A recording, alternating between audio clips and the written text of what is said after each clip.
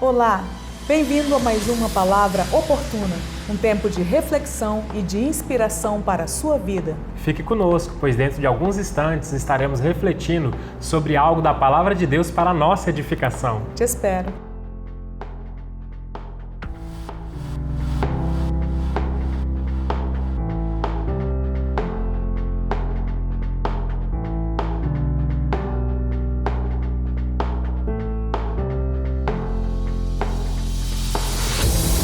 Voltamos, graça e paz. Graça e paz. E o nosso tema de hoje, a justiça de Deus é favorável a você. Amém. E o nosso texto vai estar lá na segunda carta aos Coríntios, no capítulo 5, o verso 10. Acompanhe comigo. Porque é necessário que todos nós compareçamos diante do tribunal de Cristo, para que cada um receba segundo o bem ou o mal que tiver feito por meio do corpo. Amém. Amém. Até aqui. Aqui, pastora, o apóstolo Paulo, que escreve essa carta à igreja que estava em Coríntios, ele vai fazer algumas menções no capítulo 5 a respeito de uma transição. Sim. A transição do corpo, né? Ele vai fazer uma referência, que nós estamos aqui de passagem, onde ele vai fazer uma referência ligando o corpo como uma tenda passageira, né? Uma tenda temporária, e que a gente está caminhando para um edifício, ou seja, algo que é eterno, permanente. É para sempre, permanente, né? Ele vai fazer esse ponto de ligação. Só que aí no decorrer desse capítulo 5 e nesse início, e ele vem aqui justamente nesse ponto, ele vai destacar um detalhe. É importante essa caminhada que a gente está saindo do corpo transitório, de um corpo pecaminoso para um corpo incorruptível, imortal, é importantíssimo. Esse é o nosso futuro, esse é o futuro de cada um e cada uma que está ligado com Cristo. Essa é uma inquietação de muitas pessoas, Sim. né? O apóstolo Paulo está trabalhando a inquietação da igreja nessa época também. Exato. Aí ele vai fazer um destaque justamente nesse verso que a gente lemos, pastora, a respeito que é o seguinte: isso é importante, o futuro da imortalidade, a incorruptibilidade do corpo? Sim, com certeza. Mas não podemos descartar nessa nossa caminhada transitória, que a gente está aqui na Terra, um outro fator, que é a justiça de Deus, Sim. pastora. É outro detalhe que a gente não pode descartar nessa caminhada, que nós devemos caminhar segundo a justiça de Deus. Só que aí quando a gente fala a respeito de justiça, né, a gente vai lembrar logo da justiça humana. Sim. Que é um detalhe que nos tempos atuais está muito corrompido. As pessoas não acreditam mais que existe uma justiça, um sistema jurídico correto. As pessoas se sentem lesionadas, né? Todos nós temos consciência de estarmos num mundo de injustiça. Com certeza. Infelizmente, as pessoas não acreditam mais no sistema jurídico, não acreditam mais nas leis, né? E isso é dentro da justiça humana, mesmo com nós criamos um sistema jurídico, um sistema assim que rege de diversos níveis, né? Mesmo assim, a nossa justiça ela é limitada. É uma justiça que se corrompeu, uma justiça Sim. que aceita suborno, Exato, né? Exatamente. E a justiça humana, ela é guiada pela conveniência do ser humano, pastor. Sim.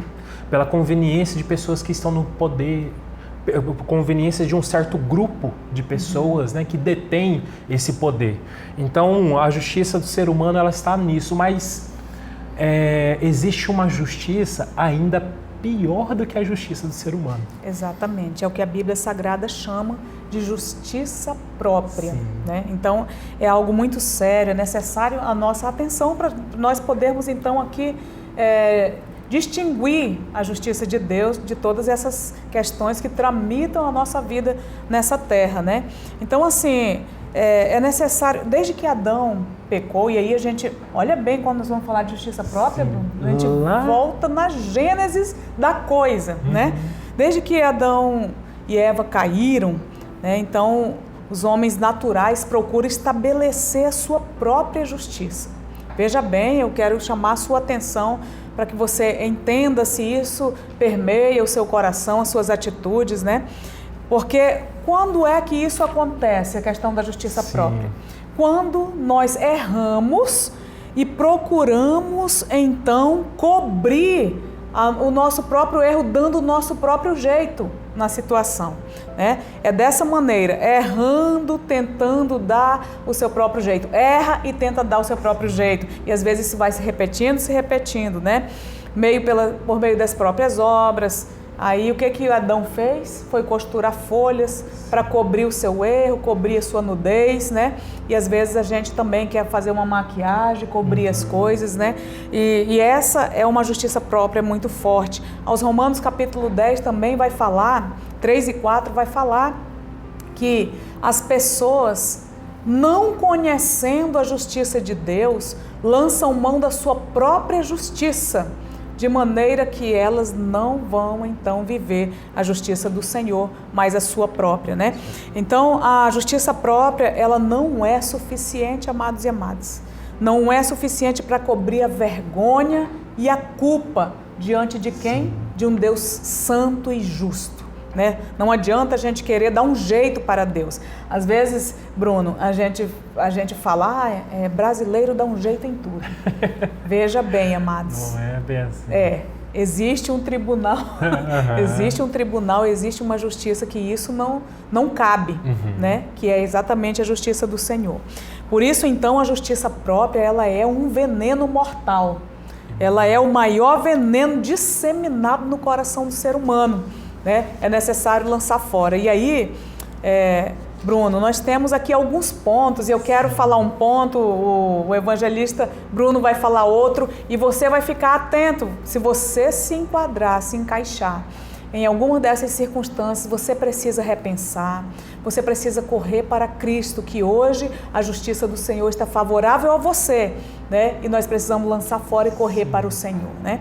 Então, vamos ver aqui alguns sintomas desse vírus, desse veneno mortal que é a justiça própria.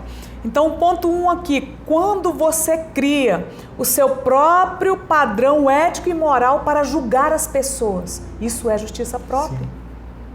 As pessoas vão tentar dizer, não, mas não é dessa forma que tem que ser. Ela cria seu próprio jeito que as outras pessoas têm que se conduzir, né? Seu próprio padrão, né? Ético e moral.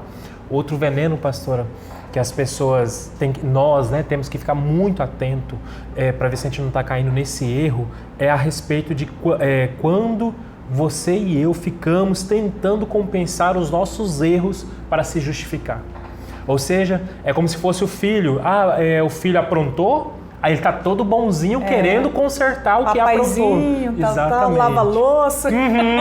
Não faz a cama, que nem precisa falar nada, né? Já amanhece dessa forma. E nós caímos nesse erro. Claro que a gente está dando um exemplo bem superficial, bem raso. Mas existe pessoas que vai fazer essa compensação por causa do seu erro, né? Outro detalhe também, quando nós criamos um ritual, pastora, de leitura bíblica, oração e jejum, mas sem o resultado do arrependimento.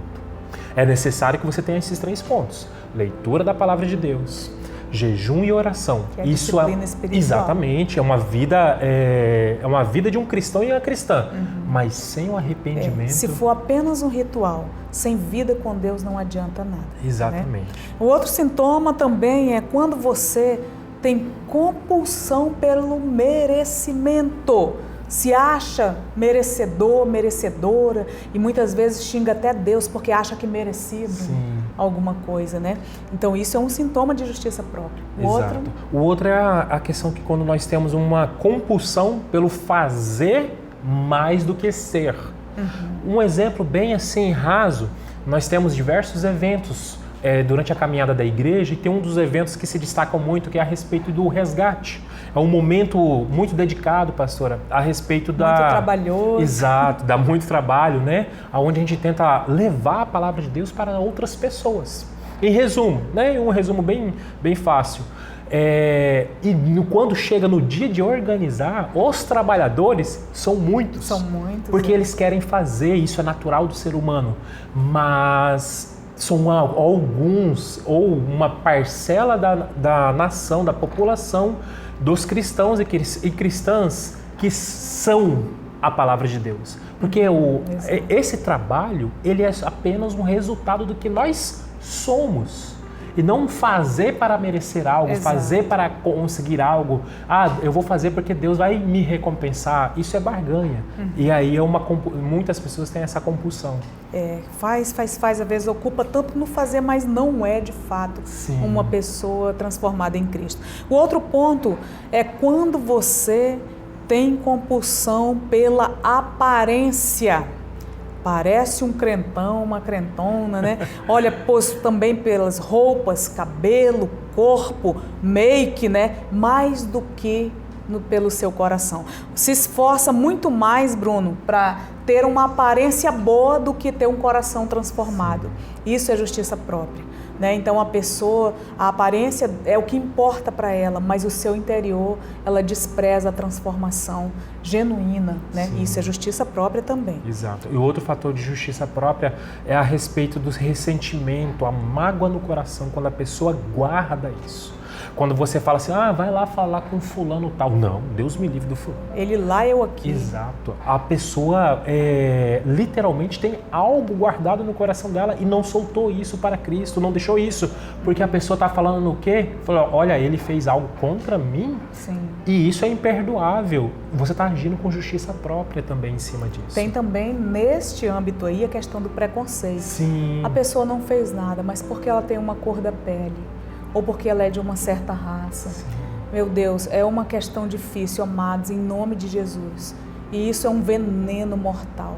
Se isso, sobressai no seu coração, se você é uma pessoa que diz, eu não perdoo também, em nome de Jesus é necessário repensar. Sim, é verdade. Correr para Cristo, né?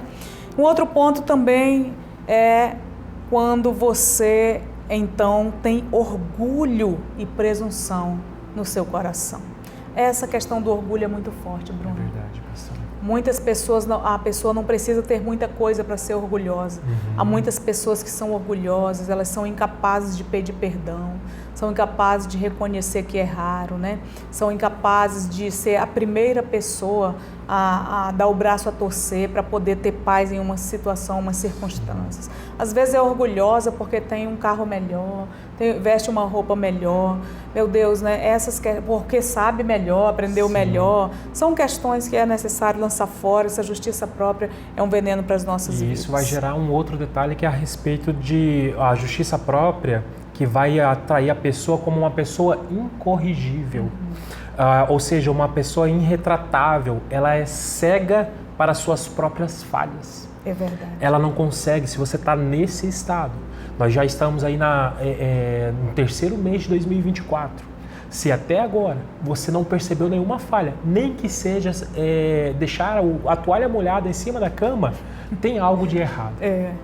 Porque durante o ano nós cometemos erros, falhas com os nossos próximos. Isso é algo que vai acontecer. Não deve acontecer a todo momento, em todo o instante da sua vida. Mas vai acontecer um momento ou outro. Se você ainda não percebeu essas falhas, nesse início de ano, há algo a ser pensado. Há algo a atingir ainda para que você se livre da justiça própria. Isso é muito sério, né? O rei Davi, quando ele pensou assim, eu acho que por mim mesmo eu já reconheci todos os meus erros, por fim ele diz, Senhor, vê se há em mim algum caminho mau e guia-me pelo caminho eterno. Nós precisamos ter esse coração, né?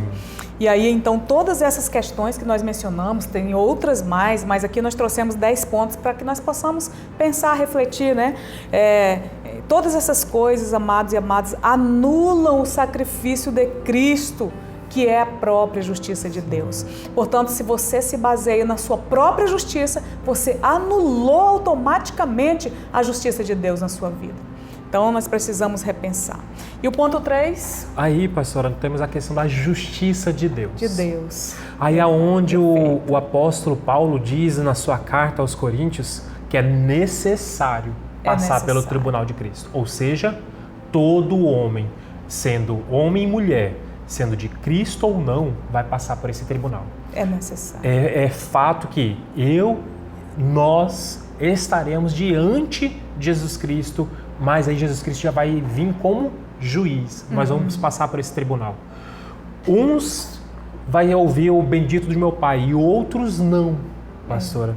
E aí dentro dessa questão, a gente vai ter um detalhe que o tribunal de Cristo, quando comparecemos, as testemunhas que é necessário dentro de um tribunal, vai ser os nossos próprios atos. Exatamente, e isso é importante, veja bem.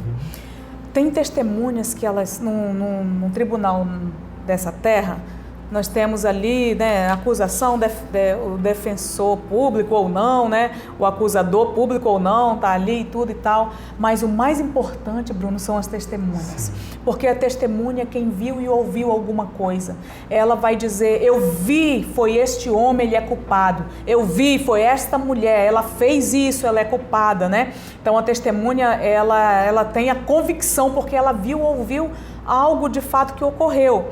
Agora, neste ponto, quando nós comparecermos a esse tribunal de Deus, as testemunhas a nosso respeito são os nossos próprios atos, as nossas próprias palavras. Sim.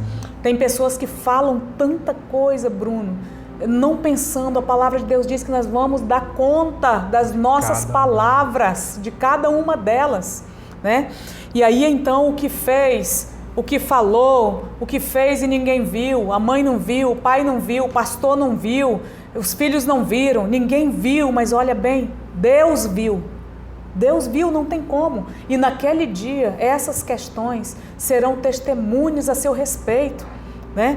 Então é necessário que nós possamos entender que nós estamos nesta jornada e nós precisamos entender que vai chegar esse dia. Como você bem colocou, Bruno, é um dia que nós caminhamos para essa questão do céu, mas é um dia que caminhamos para o juízo, né? Não tem como fugir dessa questão, né?